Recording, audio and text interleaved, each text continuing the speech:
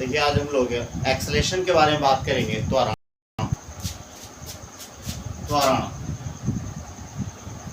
इसको अंग्रेजी में कहा जाए एक्सेलरेशन।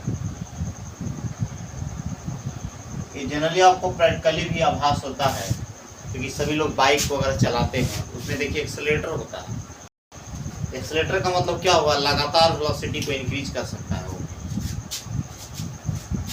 एक छोटा जो definition, rate of change of velocity is known as acceleration। अर्थात वेग के परिवर्तन की दर को त्वरण कहते हैं। A equal to dv/dt very small time के लिए डिफाइंड है। A equal to infinitesimal time, साथ ही किसी क्षण किसी इंस्टेंट पर आपको इंस्टेंटेनियस एक्सेलरेशन देगा ये। एज फॉर एग्जांपल हम लेते हैं, और एसआई यूनिट वगैरह डायमेंशन से परिचय है आप लोग। एसआई यूनिट अगर हम लोग लिखेंगे, एसआई यूनिट कितना होगा, मीटर पर सेकंड स्क्वायर। अगर बीमा की बात करें, डायमेंशन की बात करें हम लोग, डायमेंशन की बात करें अगर हम लोग डायमेंशन का,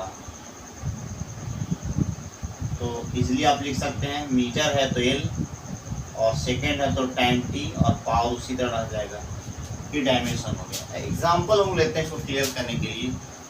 if root x t plus 2, तो देखिए इससे कितने तरह का सवाल बनेगा। एक्सप्रेशन तो हम लोग निकाले हैं ही, तो यहाँ पर सॉल्यूशन कैसे हम लोग करेंगे जिससे इसको हम आसानी से समझ सकते हैं। 1/2 रूट एक्स dx/dt, और ये हो जाएगा dt 1, और ये 0 हो जाएगा।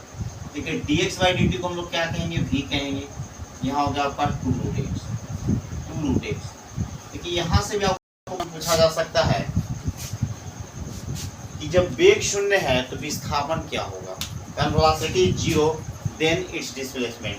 तो आप देखिए एक 0 पर भी 0 है, यहाँ भी एक कंडीशन आपका यूज हो सकता है कि v 0 है, उस समय क्या है, x 0। और दूसरा हम लोग लेते हैं यहाँ पर, तो यहाँ पर देखिए v is the function of x है, ये पोजीशन का फंक्शन है, डिस्प्लेसमेंट का फंक्शन है। तो v इक्वल टू 2, और रूट x को हम लोग फिर यहाँ से हटा सकते हैं, t प्लस 2, तो कितना हो जाएगा, v टू 2t प्लस 4, और यहाँ से निकाल देंगे a इक्वल टू dv/dt, कितना हो जाएगा 2, और dt 1 हो गया, और 4 का 0 हो जाएगा 2 मीटर पर सेकंड स्क्वायर। अर्थात इस क्वेश्चन में अगर टाइम का भी मान देते तो इससे कोई फर्क नहीं पड़ता है, अर्थात ये कांस्टेंट हो जाएगा। a इक्वल टू क्या होगा, 2 मीटर पर सेकंड स्क्वायर, ये आपका कांस्टेंट हो जाएगा। ये क्या हो जाएगा, कांस्टेंट होगा, नियत होगा। अर्थात ये टाइम से इंडिपेंडेंट है। ठीक है, देखिए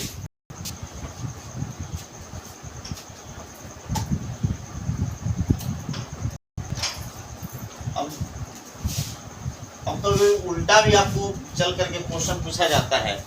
जैसे एक एग्जांपल हम देते हैं आपको,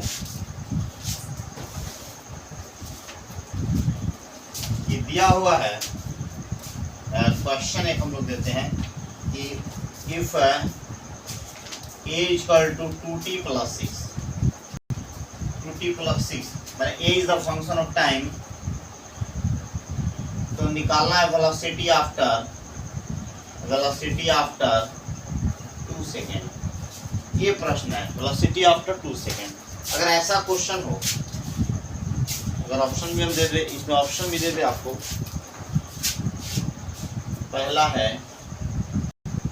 10 मीटर पर सेकेंड, दूसरा है 12 मीटर पर सेकेंड, तीसरा है 16 मीटर पर सेकेंड, और चौथा है 18 मीटर पर सेकेंड। ये देखिए ऑप्शन में दिया हुआ है।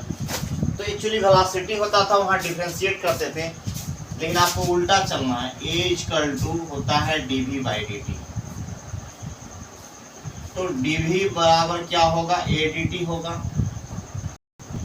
यहाँ v इक्वल टू 0 से 2 सेकेंड मतलब 2 सेकेंड, तो लेफ्ट टाइम 2 ले लेंगे हम लोग, और a के जगह पर क्या होगा 2t प्लस 6 dt, कितना होगा 2t square by 2 plus 6t। ये लोअर लिमिट 0 है, अपर लिमिट 2 है, 2 से 2 कैंसिल हो जाएगा, तो v इक्वल टू कितना होगा 2 का स्क्वायर 4 और 6 गुने 2 यहाँ हो गया, तो 12 4 16 मीटर पर second, that is the answer. देखिए इस तरह हम लोग कर लेंगे। देखिए एक चीज ध्यान देना, हम लोग जो सामान्यतः त्वरण निकालते हैं 2 पॉइंट के लिए, अगर वेलोसिटी दिया हुआ है तो एक्चुअली में वो क्या होता है, औसत त्वरण होता है। क्या होता है, वो औसत त्वरण हो जाता है। इसलिए हम लोग इस तरह के प्रश्नों को ज़्यादा सॉल्व करते हैं। ये आपका देखिए u है और ये आपका टाइम t जो है ये v हो गया, तो एक्सेलेरेशन क्या होगा, इसको हम लोग एक्चुअली औसत त्वरण है, ये औसत त्वरण होता है। ये औसत त्वरण में क्या होता है कि दो पॉइंट का इंस्टेंटेनियस वेलोसिटी को घटा करके टाइम से डिवाइड कर देते हैं, एवरेज एक्सेलेरेशन। लेकिन हम लोग इसके लिए कोई दूसरा चिन्ह नहीं प्रयोग करते हैं, ए ही लेते हैं, v minus u by T. Vector form में लिख सकते हैं, a vector v minus u by T.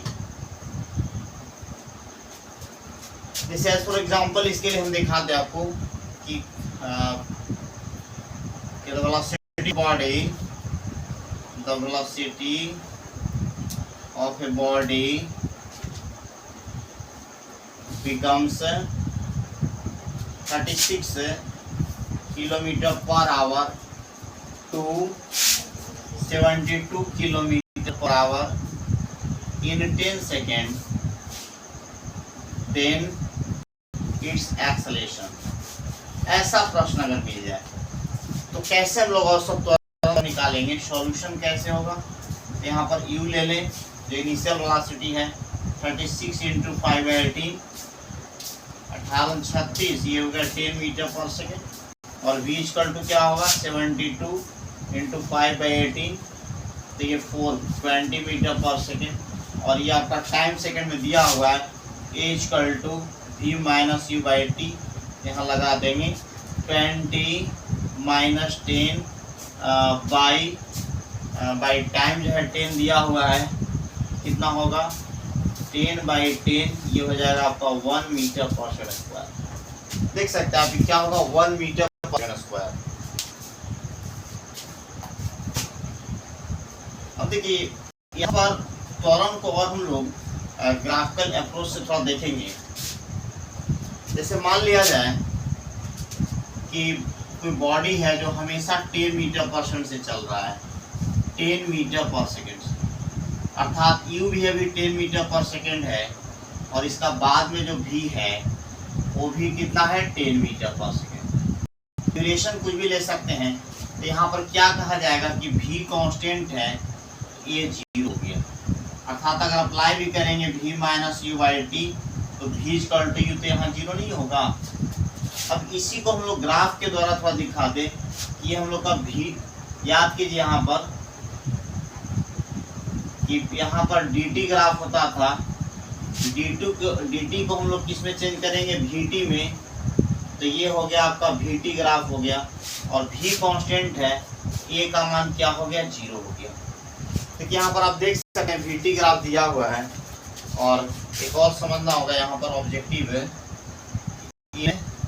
v versus t graph, in v versus t graph,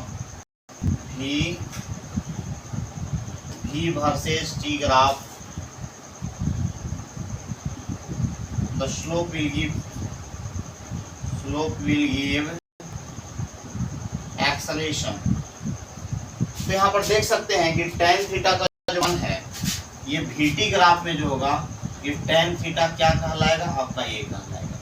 तो देखिए यहाँ से आप देख सकते हैं कि थीटा 0 डिग्री होगा यहाँ पर, क्योंकि पैरेलल शिफ्टिंग है, ये एंगल ऐसा फॉर्म नहीं हो रहा है, तो क्या हो जाएगा आपका थीटा 0, तो ये 0 हो जाएगा। अगर vt में अगर VT ग्राफ दिया हो,